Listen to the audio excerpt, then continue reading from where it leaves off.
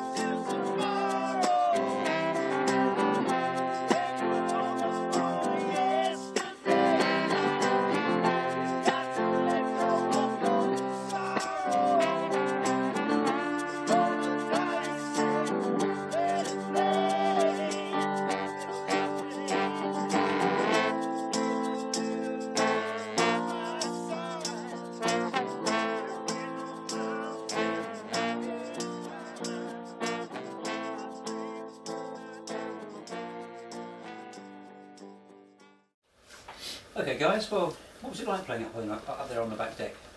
Oh, it was great, man. Cold. It was very cold. very Yeah, 43 degrees. But the history of the boat and being able to play, you know, to me it was just like a cool moment for me. Yeah, real cool. It was fun, you know. Good. Yeah, well, it sounded great actually. Oh, cool. I have to say. Anyway, so Billy, tell me about the band. The band, we're from New Jersey. We're kind of a New Jersey blue. It's rock and roll with a blues flair. Yeah, we play up and down the Jersey Shore, New York, Pennsylvania. You know, we play out in Philadelphia, down to Washington, basically there, and we come over to England and Europe every 6 months and tour. How frequently?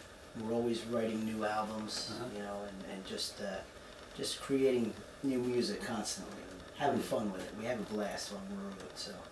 So what did you, before you came here, what did you sort of expect to find? What did you think about coming down to this Ross Revenge to play? Well, I knew a little bit of the history, you know, and so I was excited about it, you know, and of course I've seen the movie, you know, and it just, you know, in my mind I come up with, you know, what really happened on the boat, and in that time of, you know, that these guys are bold to me, you know, they're breaking new ground, they're, you know, they're against everything that they're supposed to, against the law, against, you know what I mean, and just to get music out there, rock, the art of it's exciting to me, because you know, I'm walking around looking at the walls going, this is what these guys were hanging out doing, and sitting in this room going, talking about music, talking about whatever's coming out, you know what I mean. It was cool, you know.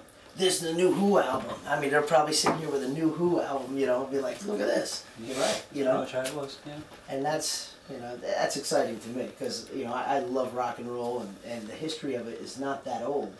So really, coming to places like this is our, you know, George Washington of rock and roll, you know what I mean? Or, you know, the roots, you know. Yeah, that's a good one. Yeah. The English don't like that, I don't think. Long time ago. Oh, they're over it. Yeah, we're over it. One of the worst things to put up with, I'm going to show you. So we've had a look around the ship, and we went up to the studio. And what did you think of walking into that studio? How did it compare to other radio studios you must have been in? It has a vibe. It has a different vibe. You know what I mean? It doesn't feel corporate rock and roll. It's edgy to me. I sat in there, and the knobs, and you know, the record player there, the 8-track thing. You know, it has a different vibe to it than studios that I've been into. You know, where it's, you know, spotless clean, and you sit there and do an interview. This is rock and roll. This is what it should be. You know, this is, you know, that's what I thought when I walked in. That's a great observation. Yeah. And we also looked at the record library. I mean, all you guys, what did you find in there of interest? Whitesnake. No. True rocker. Yeah. I was going through some of the 45s, and there was some Motown stuff in there. I was like, oh yeah, you know, it's cool. You know what being a student of history, What I found very interesting, and I don't want to get too deep here, but you can just imagine, right, the guys on this boat and what they were dealing with as, you know, huge, you know, when John Lennon died, you know, when Princess Diana died in a car crash. I mean, when all these kind of historical events that people tie into their lives, they attach music to these events. You know, whether the birth of their child, their wedding, these cultural iconic kind of moments. And then you think, what were these guys, you know, 15 miles out, isolated, stuck in a boat, you know? You know, how did they feel about it? You know, I mean, the stories behind these guys, that's, you know, I mean, that's what's interesting, you know? I mean, I'm sure there's the drinking, the partying, and having the fun, but it's really, you know, you think about, you know, the people that were working here, you know, were part of building people's lives, you know, and having an impact and really making a statement, you know, whether it was good times or bad times, you know. And they, you know, how did they react to all these various things over 30, 40 years, being, you know, 15 miles out, isolated, but still having this connection with the people in Europe and the UK and everything else. It's what kind of was the fabric that tied everything together, you know. Absolutely. Just like the rope holds the ship down to the anchor and keeps it grounded, the music keeps us grounded, you know. Sure. Yeah, you're right. I mean, if these walls could talk, Yeah. you know, it'd be a real story. So, how do you feel about being the first American musician to actually play on this ship? Oh, it's It's an honor. It's an honor. It is. Yeah. It really is. Yeah. And you're probably the first, I think, the first musicians to play on any Caroline ship, actually, for about, well, for a very, very long time. See, that's awesome. That's, you know, Stuff. it's an honor.